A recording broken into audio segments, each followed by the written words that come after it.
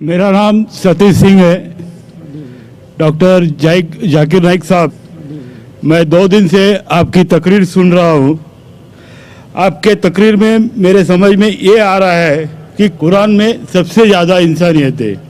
मेरा सवाल ये है कि दुनिया में हम जो प्रैक्टिकली दुनिया में देख रहे हैं, ये मुस्लिम ही ज़्यादा सबसे आतंकवादी है और जो मासूम लोगों की हत्या कर रहे हैं, तो इंसानियत कहाँ है?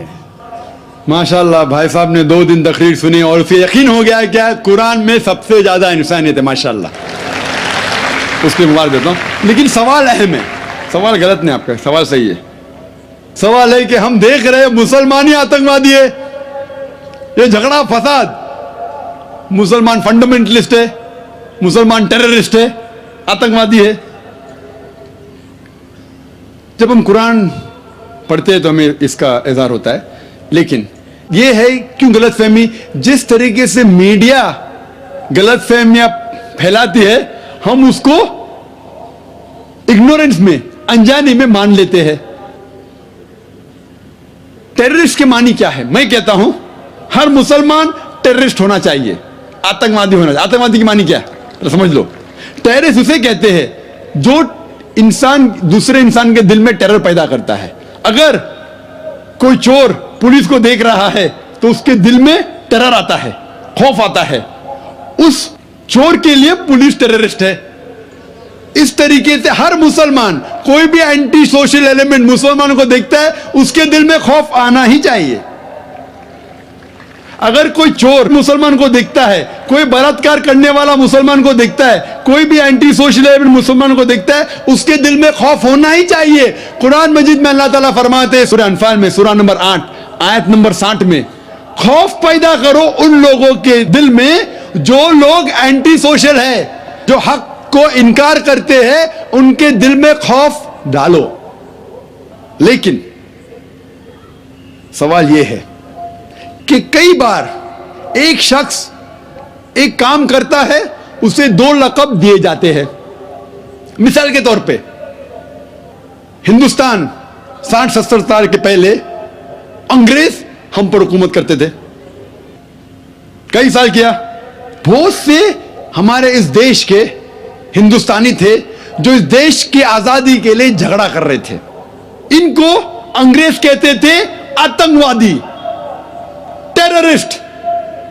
हम आम हिंदुस्तानी कहते थे देशभक्त, फ्रीडम फाइटर, पेट्रियट। वही आदमी, वही काम, 2 लक़ब, 2 टाइटल। अगर आप अंग्रेज की बात मानते हैं, अंग्रेज कहते हैं हमें इस देश पे हुकूमत करने का हक है। अगर उनको हक है तो ये लोग को हम टेररिस्ट बिल्कुल सही कहेंगे। लेकिन आम हिंदुस्तानी कहता है ये अंग्रेज तो तिजारत करने आए थे, इनको हम पे हुकूमत करने का क्या हक है? तो हम कहेंगे ये लोग हैं देशभक्त, फ्रीडम फाइटर्स, पेट्रियट्स। सेम आदमी, सेम काम, 2 लक़ब। वही आदमी, वही काम, 2 लक़ब। अगर आप अंग्रेज की बात को मानते हैं कि अंग्रेज को हक है इस देश पे हुकूमत करने का, हम मानेंगे कि वो आतंकवादी है, चाहे वो भगत सिंह हो या। लेकिन आम हिंदुस्तानी कहेंगे नहीं, ये तो देशभक्त है। तो आप किसके नजरिए से देखते हैं चीज को, फिर आप फैसला करेंगे वो आतंकवादी है कि देशभक्त। आपके हिसाब से भगत सिंह देशभक्त था क्या आतंकवादी था? सतीश भाई, देशभक्त। देशभक्त, आतंकवादी नहीं था ना? था के भगत सिंह देशभक्त था क्या आतंकवादी था? देशभक्त, देशभक्त। हाँ, मैं भी समझता हूं देशभक्त था। हम अंग्रेज की बात को नहीं मानते। तो जब अंग्रेज टेलीविजन पे कहते हैं, CNN, BBC पे, कि मुसलमान आतंकवादी, आप क्यों मानते? सवाल वो नहीं है। मेरा जो सवाल था, आता हूं, मेरा पूरा जवाब मुकम्मल नहीं हुआ। जवाब मुकम्मल होगा फिर आपको मौका दूंगा मैं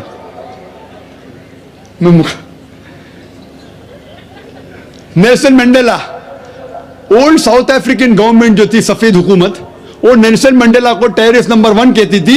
उसे अरेस्ट करके रॉबिन आइलैंड में 25 साल के लिए कैद कर दी। Terrorist number 1। जब नई हुकूमत आती है उसे छोड़ देती है उसे प्रेसिडेंट बनाती है, टेररिस्ट बन जाता है प्रेसिडेंट। चंद साल बाद उसे नोबेल प्राइज फॉर पीस मिलता है। वही आदमी, वही काम। ऐसा नहीं कि पहले वो गलत काम किया, फिर अच्छा काम किया, फिर उसको अवार्ड मिला। वही काम के लिए जो पहली गवर्नमेंट ने कही थी, सफेद गवर्नमेंट ने, कि वो टेररिस्ट है, आतंकवादी है, नोबेल प्राइज कमेटी ने उसे नोबेल प्राइज दिया फॉर पीस, अमन के लिए। हैरत की बात है, जो आदमी आतंकवादी है उसको मिलता है नोबेल प्राइज फॉर पीस। जो आदमी का पावर है, जो आदमी वो कहता है, लोग उसकी बात को मान लेते हैं इग्नोरेंस के अंदर, अनजानी में। लेकिन कुरान कहता है सूरह इसरा में, सूरा नंबर 17 आयत नंबर 81 में, वकुल जाल हक वज़ाक़ल बातिल इन्नल बातिल काना ज़हूक़ा। जब हक बातिल से टकराती है, बातिल का सर्वनाश हो जाता है। ब्रिटिशर्स अमेरिकन के ऊपर हुकूमत करते थे। अमेरिकन रेवोल्यूशन हुआ 18 सदी में। ब्रिटिशर्स कहते थे, मैं लंदन गया था 2 महीने पहले, वापिस से जाऊंगा 2 हफ्ते बाद। वो बॉम्ब ब्लास्ट हुआ था ना, बॉम्ब ब्लास्ट हुआ था पता है 7 जुलाई को। तो लोग आए थे, खराब है। मैं भी बोला ठीक है खराब है। तो वहां टोनी ब्लेयर आने वाले थे, वक्त नहीं मिला तो अपने चीफ ऑफ पुलिस को भेजे। बाद में मेयर आए थे। तो मैंने उनसे पूछा, आपकी देश, इस देश ब्रिटिश गवर्नमेंट जब हुकूमत कर रही थी अमेरिकन गवर्नमेंट पे 18 सदी में, वो जॉर्ज वॉशिंगटन और बेंजामिन फ्रैंकलिन को टेररिस्ट नंबर 1 कहते थे, टेररिस्ट। उसके बाद जॉर्ज वॉशिंगटन बन जाता है प्रेसिडेंट ऑफ यूएसए, टेररिस्ट बन जाता है प्रेसिडेंट ऑफ यूएसए। वो गॉडफादर है, गुरु है किसका? जॉर्ज बुश का भी, ठीक है ना, जॉर्ज बुश का गुरु है। वो जो आतंकवादी आप कहते थे, उसके शागिर्द के दोस्त भी आप है। क्या बात है, आपका नजरिया क्यों बदल रहा है? आप कहते थे टेररिस्ट चंद सदी पहले, अभी आप उनके दोस्त थे। तो हमें यह तहकीक करना चाहिए कि क्यों उसको वो लक़ब मिला। अगर जो 11 सितंबर को हुआ था न्यूयॉर्क के अंदर, आप जो कह रहे ना मुसलमान मुसलमान, उसके ऊपर जवाब तो अभी आ रहा है। ये तो खाली वो स्टार्टर्स बोलते ना, स्टार्टर्स, सूप पीते पहले तो जरा बराबर खाना खत्म होता है। मेन मील तो अभी है। मुझे एक शख्स ने पूछा था जब मैं ऑस्ट्रेलिया गया था, और इंग्लैंड के अंदर भी, doctor Zakir Naik, do you consider Bin Laden to be a terrorist? क्या आप बिन लादेन को टेररिस्ट मानते हैं? तो मैंने कहा, भाई मैं बिन लादेन को जानता नहीं हूं, मैं यही नहीं कह सकता हूं वो टेररिस्ट है क्या नहीं, अच्छा है क्या बुरा, मैं नहीं जानता हूं। कुरान में लिखा है सूरह हुजुरात में, सूरा नंबर 49 आयत नंबर 6 में, कि जब भी कोई बात कोई कहता है, पहला तहकीक करो, फिर दूसरे तक पहुंचाओ। अगर मैं CNN और BBC की बात मानूं तो मुझे कहने पड़ेगा कि बिन लादेन टेररिस्ट है, लेकिन मैं क्यों मानूं बात उनकी? क्योंकि मैं आदमी हूं जो घूमता हूं, मीडिया में जानता हूं माशाअल्लाह। तो मैं कहता हूं ना बिन लादेन मेरा दोस्त है ना मेरा दुश्मन है, मैं नहीं जानता हूं। लेकिन अब ये मुझे पूछना चाहते टेररिस्ट नंबर 1 कौन है, तो ये तो जानता हूं मैं, CNN जो अमेरिकन चैनल है, जॉर्ज बुश उसका प्रेसिडेंट है, गर्व से कहता है कि हमने हजारों अफगानिस्तान लोग को बम गिराए, कत्ल किए, इराक में हजारों का कत्ल किया। ठीक है, मान भी लो बहस के तौर पे बिन लादेन ने किया, मान लो, मैं नहीं कहता हूं, मान लो बिन लादेन ने किया कि 11 सितंबर को ट्विन टावर को अटैक किया और 3000 या 5000 लोग मरे। लेकिन अगर 3 या 4000 लोग मरे, 5000 लोग मरे, उसका यह मतलब नहीं होता है कि आप उससे डबल लोग को अफगानिस्तान में मारे एक आदमी की वजह से। कर सकते? अरे बिन लादेन को पकड़ के मारो ना, अगर मानना है तो। अगर उसने किया, सबूत है तो सबूत पूछते अफगानिस्तान गवर्नमेंट ने मरने कि सबूत क्या है, वो सबूत देता टोनी ब्लेयर को। है सबूत पूछ रहा अफगानिस्तान कि आप मुझे सबूत दो, सबूत क्या है तो हम उस पर तहकीक करेंगे, सजा देंगे उसको। वो सबूत देता मुशर्रफ को, पूछ रहा है आपका। किधर का इंसाफ है ये? किधर का इंसाफ है? प्लेन भेजते हजारों लोग का कत्ल किए अफगानिस्तान में, इराक में। मैंने कहा यूके में, ऑस्ट्रेलिया में, यहां भी अगर टेररिस्ट नंबर 1 है तो जॉर्ज बुश है।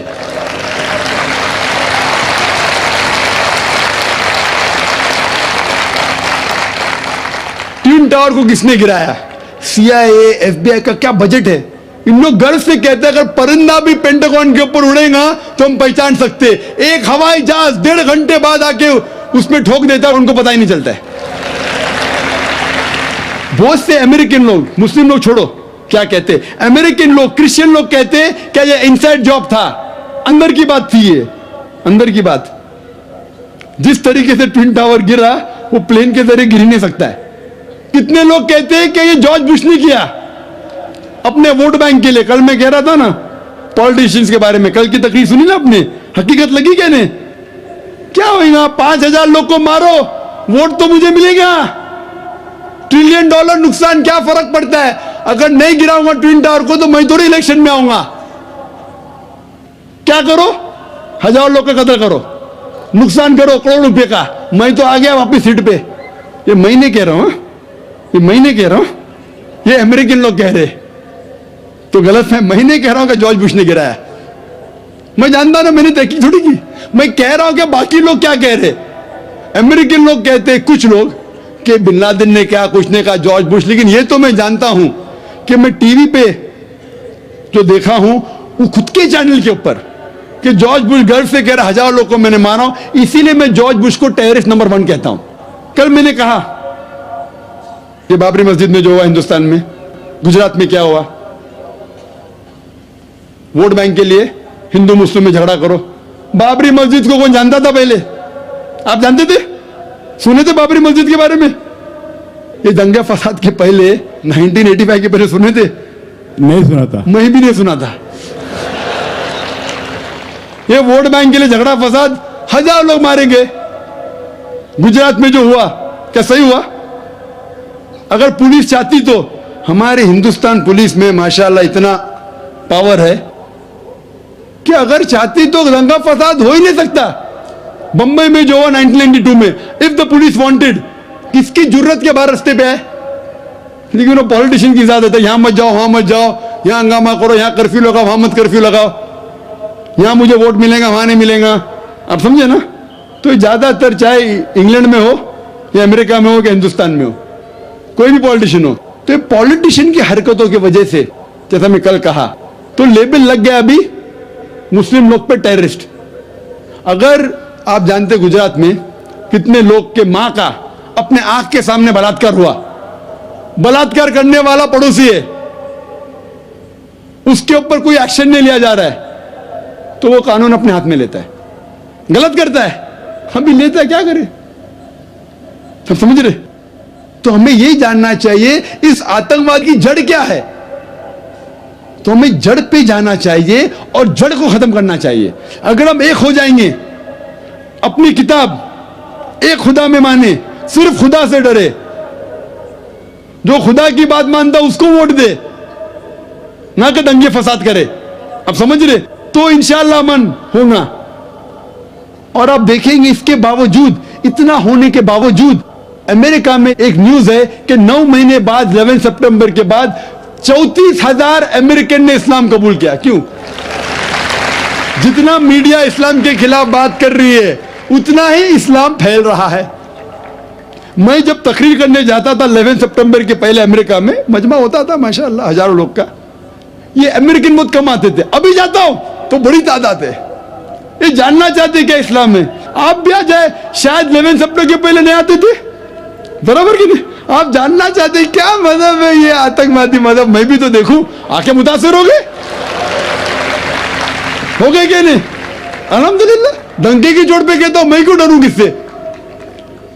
क्योंकि अल्लाह ताला फरमाते हैं सूरह अल इमरान में, सूरह नंबर 3 आयत नंबर 54 में, मकरुम मकरल्लाह वल्लाहु खैरुल माकिरीन। उनने प्लान किया, प्लानिंग की, अल्लाह ने भी प्लानिंग की। सबसे बेहतरीन प्लानर अल्लाह है।